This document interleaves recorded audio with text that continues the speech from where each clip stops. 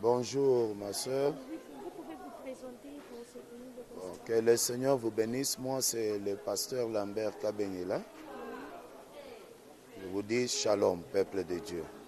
Oui, parce que vous êtes en plein service de 14 jours. On aimerait savoir le thème de ce service. Oui, que le Seigneur soit loué. Aujourd'hui, nous avons commencé un service de prière et de fort enseignement, dans un grand thème qui dit l'eschatologie de l'Église. Je pense bien, c'est pourquoi nous invitons le peuple de Dieu à venir, puisqu'on va faire chaque jour, les soirs, à partir de 16h30 jusqu'à 19h30. Le peuple de Dieu peut venir prier beaucoup et écouter aussi les enseignements. La Bible dit qu'à l'église primitive, on persévérait dans l'enseignement des apôtres.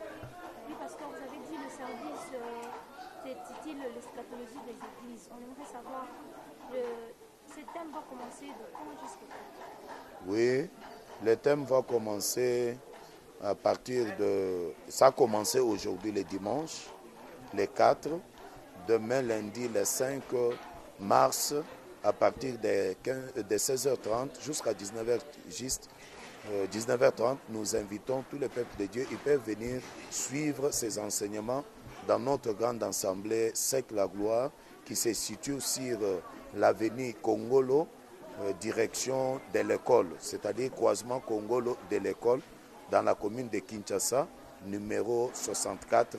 C'est là où ces enseignements seront vraiment donnés. Oui, l'enseignement commence du 4 jusqu'au 18. On aimerait maintenant savoir l'importance de ce thème d'eschatologie de l'Église. Vous pouvez nous expliquer?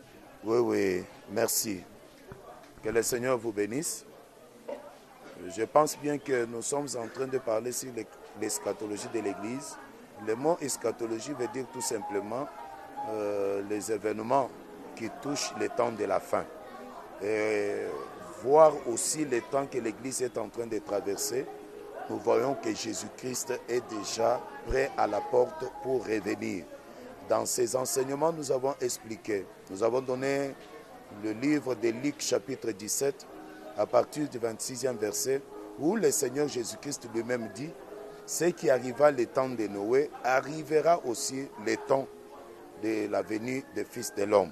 Nous avons expliqué le peuple de Dieu que dans sa seconde venue, il y a la phase publique et il y a aussi la phase secrète.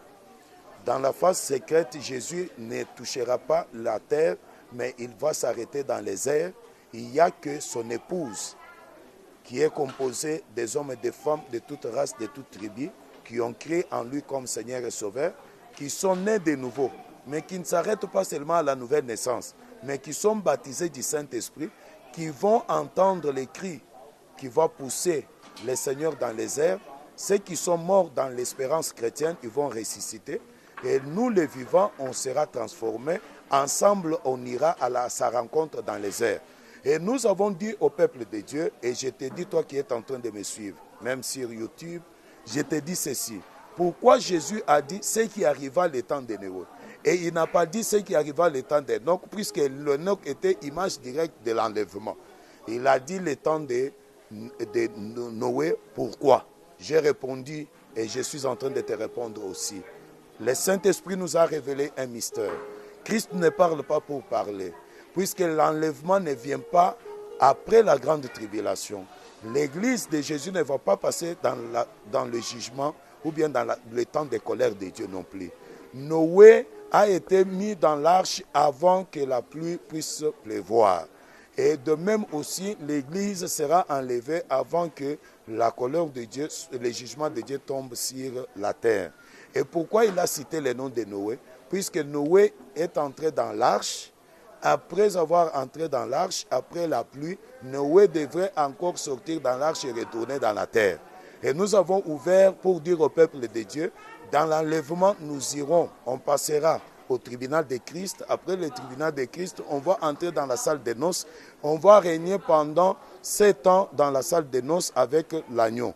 Après cela, on va retourner sur cette terre après la grande tribulation. L'Église retournera sur la terre pour régner avec Jésus dans le millénium. C'est pourquoi c'est l'image même de Noé qui est entré dans l'arche avant le jugement, qui typifiait la pluie, les déluge, et il est resté dans l'arche tout le temps que la pluie pleuvoyait sur la terre. Après, maintenant, Noé est retourné sur la terre. L'Église aussi, nous retournerons sur la terre, mais avec des corps glorieux. Quelqu'un peut se demander comment, mais je te dirai, pendant que nous prions, l'apôtre Paul dit, à cause des anges, fermons que les femmes portent leur foulard de tête.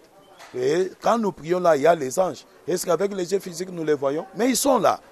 Et toi qui crains Dieu, les anges tantôt, nous retournerons sur cette terre avec des corps glorieux. Et nous serons vraiment... C'est très bien. Viens écouter ces enseignements. Il y a des profondeurs. Oui, aujourd'hui, nous avons parlé... Nous avons tout d'abord introduit, signifié qu'il y a 3 branches dans l'eschatologie. Il y a la branche qui parle des événements qui touchent la fin de l'Église. Il y a la branche qui parle des événements qui touchent le futur des nations. Il y a la branche qui parle des événements qui touchent uniquement la fin d'Israël. Et par là, nous avons invité le peuple de Dieu à être prêt, puisque nous voyons déjà les signes qui annoncent la restauration de certaines choses avant le retour, avant la première venue de Christ. Il a trouvé le temple qu'il avait dit qu'on va démolir cela et il n'y aura pas pierre sur pierre. Même avant sa seconde venue, il y aura aussi le temple qu'on est en train de lutter maintenant. La maquette est là, on est en train de rebâtir. On est en train de lutter pour restaurer cela et rebâtir encore. Ce sont des signes qui montrent que Christ revient bientôt. On doit se préparer pour être prêt à sa rencontre. Je pense que c'est ce que nous avons dit, mais les enseignements continuent. Nous toucherons l'enlèvement proprement dit, quelles sont les tendances qui y est et quelle est la meilleure tendance selon les Saintes Écritures. On touchera aussi la destinée glorieuse et prophétique de l'Église. On touchera les enseignements tels que les tribunaux de Christ. Et on va toucher aussi les ouvertures des 6 sceaux. On peut toucher aussi la partie, l'apparition de Christ dans la gloire et le jugement, le millénium. Et nous invitons le peuple de Dieu qui peut venir. Je vous dis, tel que le Seigneur nous a assistés dès le début, nous avons constaté sa présence et la parole de Dieu a été enseignée, l'onction du Saint-Esprit nous a enseigné. Nous invitons encore nos frères et sœurs qui prient et ceux qui ne prient pas, ceux qui aspirent à l'œuvre de Dieu, d'accourir aussi, de venir sur Congolo, numéro 64, Grande Assemblée Sec la Gloire, dans la commune de Kinshasa, de venir écouter à partir de 16h30 jusqu'à 19h30. Les peuples de Dieu seront édifiés par la parole de Dieu.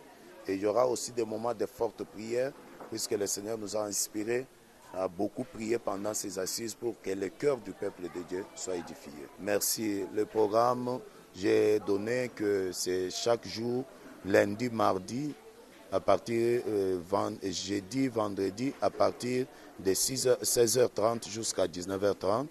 Et le mercredi, nous avons culte et toko, où nous allons rester toute la journée dans la présence de Dieu, de 9h jusqu'à 18h30.